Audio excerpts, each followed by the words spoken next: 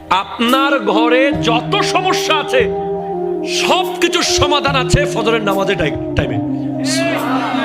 ফজরের নামাজের টাইম, ওই টাইমটাতে সব সমাধান আছে। যেই ঘরে ফজরের নামাজের সময় দরজা বন্ধ থাকবে, জানালা বন্ধ থাকবে, ওই ঘরে কোনো দিন বরকত হবে না না না না না। এটা আপনি আমার থেকে লিখে নেন, আমি লিখে দিয়ে যেতে পারবো, কারণ আমার নবী দোয়া করেছেন এটা, আল্লাহুম্মা বারিক লি উম্মতি ফি বুকুরিহা, আল্লাহ তুমি আমার উম্মতকে সুবহে সাদিকের সময় বরকত দান করো।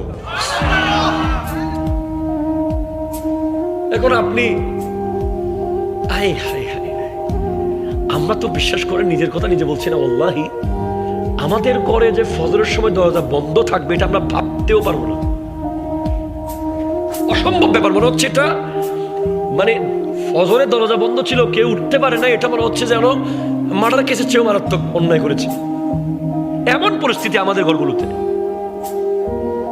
আপনি যে কোনো সময় যাবেন দেখবেন ফজরের সময় দরজা ফুল খোলা, জানালা ব্যালকনি সব খোলা। হ্যাঁ, শীতকাল ঠান্ডা আসবে, সেজন্য আপনি একটু সিস্টেমে খুলতেই হবে, আপনাকে দরজা খুলতে হবে, অন্তত 5 মিনিট হলে খুলতে হবে, ওই 5 মিনিট ঢুকে যাবে বরকত। এটা করতে হবে আপনাকে। আর ফজরের নামাজ যে ব্যক্তি পড়ে নাই, সে সারা দিন কিছু কামাইতে পারলে সেটা সৌভাগ্যের ব্যাপার, কিছু করতে পারলে সেটা আসলে ভাগ্যের ব্যাপার, কিন্তু তার সারাদিন কিছু লাভ হওয়ার কোনো সুযোগ নাই আসলে, কারণ সে সকালবেলা রবকে সিজদা করে শুরু করতে পারে নাই।